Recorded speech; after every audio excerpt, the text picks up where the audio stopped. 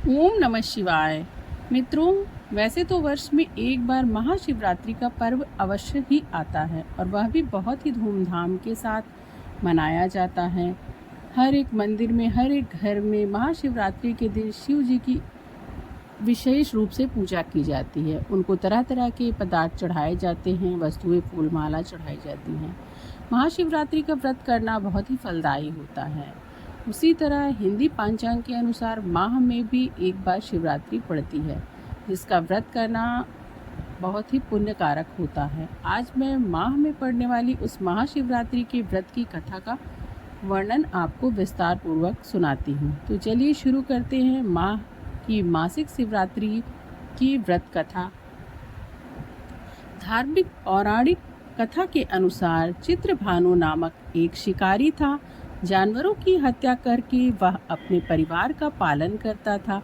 वह एक साहूकार का कर्जदार था, लेकिन उसका ऋण समय पर ना चुका सका। क्रोधित साहूकार ने शिकारी को शिव मठ में बंदी बनाकर रख लिया।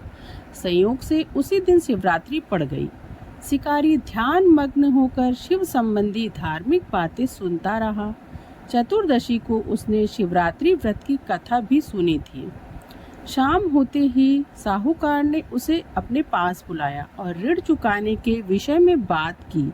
शिकारी अगले दिन सारा ऋण लौटा देने का वचन देकर बंधन से छूट गया। अपनी दिनचर्या की भांति वह जंगल में शिकार के लिए निकला, लेकिन दिन भर बंदी गृह में रहने के कारण भूख प्यास से व्याकुल था। शिकार खोजता हुआ वह बहुत दूर तक निकल गया। जब अंधकार हो गया तो उसने विचार किया कि रात जंगल में ही बितानी पड़ेगी। वह वन एक तालाब के किनारे एक बेल के पेड़ पर चढ़कर रात बिताने के इंतजार में लग गया।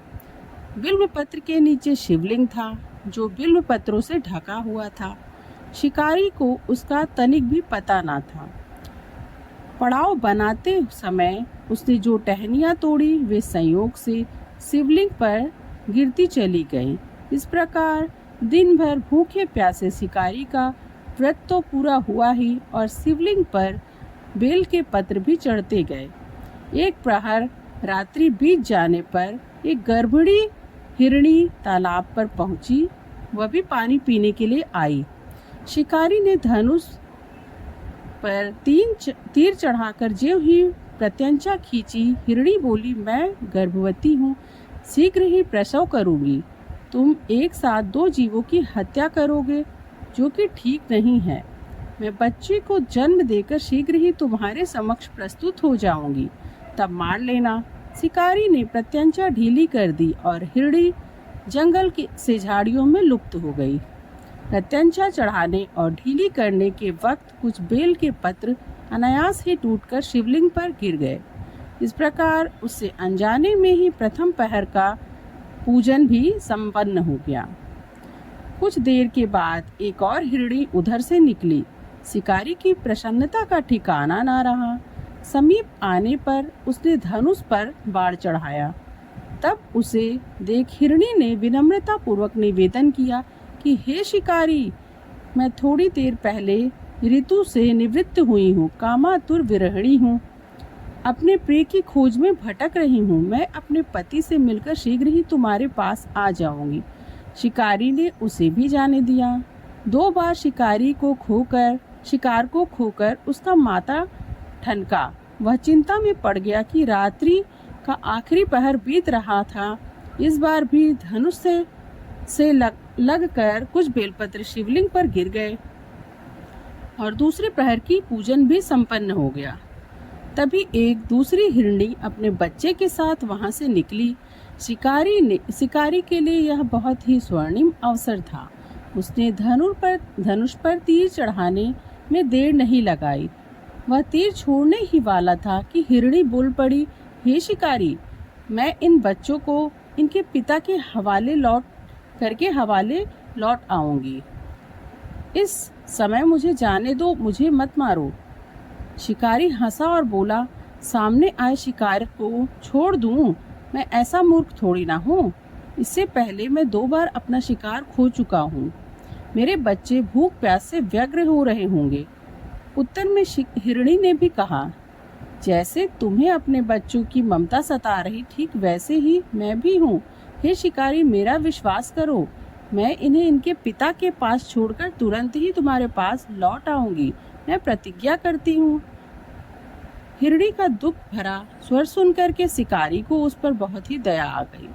उसने उस मृगी को भी जाने दिया। शिकार के अभाव में और भूख प्यास से व्याकुल शिकारी अचानक से ही बेलपत्र पर बैठा बेलपत्र तोड़ तोड़ कर नीचे फेंक रहा था।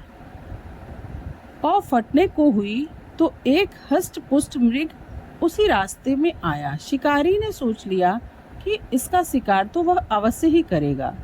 शिकारी की तनी प्रत्यंचा देख मृग विनीत स्वर से बोला, हे शिकारी, यदि तुमने मुझसे पूर्व आने वाली 3 मृगियों और छोटे छोटे बच्चों को मार डाला है तो मुझे भी मारने में विलंब ना करो, ताकि मुझे उनके वियोग में एक क्षण भी दुख न सहना पड़े। मैं उन हिरणियों का पति हूँ। यदि तुमने उन्हें जीवन दान दिया है तो मुझे भी कुछ क्षण जीने के लिए कृपा करो। मैं उनसे मिलकर तुम्हारे समक्ष अवश्य ही आऊंगा। मृग की ऐसी बात को सुनकर शिकारी के सामने पूरी रात का घटना चक्र घूमने लगा। उसने सारी कथा मृग को सुना दी। तब मृग ने कहा, मेरी तीनों पत्नियां जिस प्रकार प्रतिज्ञाबद्ध होकर गई हैं, मेरी मृत्यु से अपने धर्म का पालन नहीं कर पाएंगी। अतः जैसे तुमने उन्हें विश्वास पात्र मानकर छोड़ दिया है, वैसे ही मुझे भी जाने दो। मैं उन सब के साथ तुम्हारे सामने शीघ्र ही उपस्थित होता हूँ। शिकारी ने उन्हें भी जाने दिया। इस प्रकार प्रातः हो गई। उपवास, रात्रि जागरण और शिवलिंग पर बेलपत्र चढ़ाने से अनजाने में ही यह शिवरात्रि की पूर्ण पूजा का फल उसे मिला, पर अनजाने में की हुई पूजा का परिणाम उसे बहुत ही शीघ्र मिल गया। शिकारी का हिंसक हृदय निर्मल हो गया, उसमें भगवत शक्ति का वास हो गया। थोड़ी ही देर बाद वह मृग सपरिवार शिकारी के सामने उपस्थित हो गया ताकि वह उनका शिकार कर सके। किंतु जंगली पशुओं की ऐसी सत्यता, सात्विकता और सामूहिक प्रेम भावना को देखकर शिकारी को बहुत ही ज्यादा ग्लानि हुई। उसने मृग परिवार को जीवन दान दे दिया। अनजाने में शिवरात्रि के व्रत का पालन करने पर शिकारी को मोक्ष और शिवलोक की प्राप्ति हो गई। फ्रेंड्स, आपको यह शिवरात्रि की कहानी कैसी लगी कमेंट सेक्शन में ज़रूर बताएं। ऐसे ही मेरे चैनल के साथ जुड़े रहें और मेरे चैनल को लाइक, शेयर और सब्सक्राइब करना ना भूलें। धन्यवाद।